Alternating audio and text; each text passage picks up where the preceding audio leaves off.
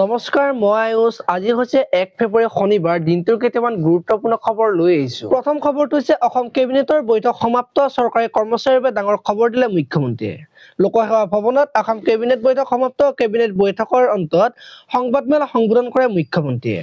এই সংবাদমেলত চৰকাৰী কৰ্মচাৰীসকলৰ বাবে ডাঙৰ খবৰ জনালে মুখ্যমন্ত্ৰীগৰাকীয়ে। এতিয়াৰ পৰা ৰাজ্য চৰকাৰৰ অধীনস্থ চৰকাৰী কৰ্মচাৰীয়ে আপোন ঘৰ আঁচনিৰ জৰিয়তে 30 লাখ টকাৰ ঋণ ল'ব পাৰিব। 30,227 গৰাকী কৰ্মচাৰীয়ে পূৰ্বৰ 15 লাখৰ পৰিৱৰ্তে 30 লাখ টকাৰ ঋণ ল'ব পাৰিব। পূৰ্বে চৰকাৰী কৰ্মচাৰীসকলে হোম লোনৰ বাবদ ল'ব পাৰিছিল 15 লাখ টকাৰ ঋণ। কেবিনেট বৈঠকত এই ঋণৰ পৰিমাণ 30 লাখ টকালৈ বৃদ্ধি কৰা হয়। পৰৱৰ্তী খবৰটো হৈছে অসমৰ মহিলাসকলৰ বাবে ডাঙৰ সিদ্ধান্ত গ্ৰহণ কৰিলে চৰকাৰে লাভ কৰিব বিত্তীয় অনুদান।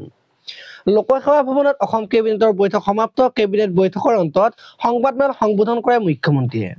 এই সংবাদমেলত কেইবাটাও গুৰুত্বপূৰ্ণ খবৰ সদৰি কৰিলে মুখ্যমন্ত্ৰীগৰাকীয়ে। আজিৰ কেবিনেটে মুখ্যমন্ত্ৰী মহিলা উদ্যমিতা অভিযানক অনুমোদন জনায়। এই আঁচনিৰ অধীনত নগৰ অঞ্চলৰ 2 লাখ মহিলাই 10,000 টকাকৈ চিট মানি আৰু ভৱিষ্যতে বেংকৰ ঋণ পোৱাৰ পথ প্ৰশস্ত হ'ব। উল্লেখযোগ্য যে পূৰ্বৰ কেবিনেট বৈঠকত গাঁৱৰ মহিলাসকলক 10,000 টকাকৈ দিবলৈ মুখ্যমন্ত্ৰীৰ উদ্যমিতা অভিযানক অনুমোদন জনাইছিল। পৰৱৰ্তী খবৰটো হৈছে মিছন বসুন্ধৰাক লৈ ৰাজ্যিক কেবিনেটৰ বৃহৎ সিদ্ধান্ত। এই 5 জনগোষ্ঠীৰ লোকে দিব নালাগে 3টা প্ৰজন্মৰ প্ৰমাণ। শুকুৰবাৰে দিছপুৰৰ লোকসেৱা ভৱনত সম্পন্ন হয় অসম চৰকাৰৰ কেবিনেট বৈঠক। কেবিনেট বৈঠকৰ অন্তত সংবাদমেল সম্বোধন কৰে মুখ্যমন্ত্ৰী ডক্টৰ হিমন্ত বিশ্ব শৰ্মাই।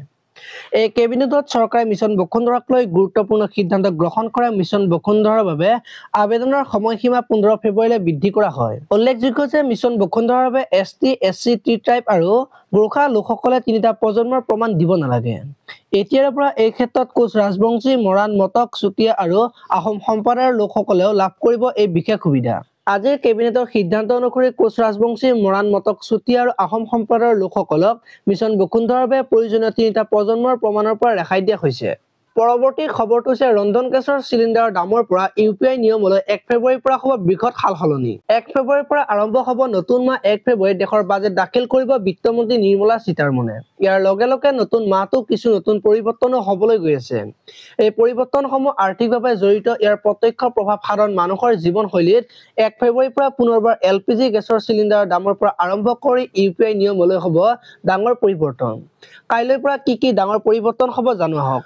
প্ৰতি মাহৰ প্ৰথম দিনাই সমগ্ৰ দেশতে LPGৰ দাম সংশোধন কৰা হয়। তেল বিপণন কোম্পানীসমূহে LPG চিলিণ্ডাৰৰ দাম আপডেট কৰে।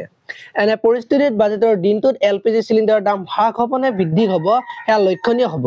আপোনালোকক কওঁ যে চিলিণ্ডাৰৰ দামৰ পৰিৱৰ্তনে সাধাৰণ মানুহৰ আৰ্থিক দিশটোত প্ৰভাৱ পেলায়। 1 জানুৱাৰীত তেল বিপণন কোম্পানীসমূহে 19 কেজি বাণিজ্যিক চিলিণ্ডাৰৰ দাম হ্ৰাস কৰিছিল। UPIৰ সৈতে জড়িত নিয়মবোৰত আকৌ এবাৰ ডাঙৰ পৰিৱৰ্তন হ'বলৈ গৈ আছে। The national payment corporation of ইণ্ডিয়াই কিছুমান UPI লেনদেন বন্ধ কৰাৰ সিদ্ধান্ত লৈছে।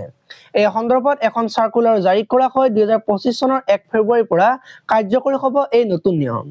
1 ফেব্ৰুৱাৰীৰ পৰা স্পেচিয়েল কেৰেক্টাৰেৰে নিৰ্মিত আইডিৰে লেনদেন গ্ৰহণ কৰা নহ'ব। NPCI মতে 1 ফেব্ৰুৱাৰীৰ পৰা কেৱল লেনদেন আইডিত ব্যৱহৃত alphanumeric character, letter and নাম্বাৰছে গ্ৰহণ কৰা হ'ব।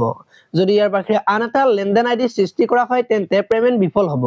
পৰৱৰ্তী খবৰটো হৈছে আজিৰ পৰা পাঠশালাত অসম সাহিত্য সভাৰ 77 সংখ্যক দ্বিবাৰ্ষিক অধিৱেশন। এই সাহিত্য সভাৰ অধিৱেশনত থাকিব বিভিন্ন কাৰ্যসূচী। বিয়লি অনুষ্ঠিত হ'ব সাহিত্য সভাৰ কাৰ্যনিৰ্বাহ। পাঠশালাৰ শিক্ষাপীঠত অনুষ্ঠিত হ'ব অসম সাহিত্য সভাৰ প্ৰতিনিধি সভা। সাহিত্য সভাতে উদযাপন কৰা হয় মেডাম ৰিভিউ। পৰৱৰ্তী খবৰটো হৈছে আজিৰ পৰা সংসদৰ বাজেট অধিৱেশন। কাইলৈ সংসদত বিত্তমন্ত্ৰী নিৰ্মলা সীতাৰমণে দাখিল কৰিব বিত্তীয় বাজেট। 4 এপ্ৰিললৈকে চলিব বাজেট অধিৱেশন। ৰাষ্ট্ৰপতিৰ অভিভাষণেৰে আৰম্ভ হ'ব অধিৱেশন। 4 এপ্ৰিললৈকে চলিব সংসদৰ বাজেট অধিৱেশন। কাইলৈ সংসদত দাখিল কৰিব বিত্তীয় বাজেট। বিত্তমন্ত্ৰী নিৰ্মলা সীতাৰমণে দাখিল কৰিব বাজেট। আপোনালোকে যদি ভিডিঅ'টো চাই ভাল পালে তেতিয়াহ'লে লাইক কৰিব আৰু এনেকুৱা ধৰণৰ খবৰ মই পাই থাকিবলৈ চেনেলটো ছাবস্ক্ৰাইব কৰি বেল আইকনটো প্ৰেছ কৰি দিব। ধন্যবাদ।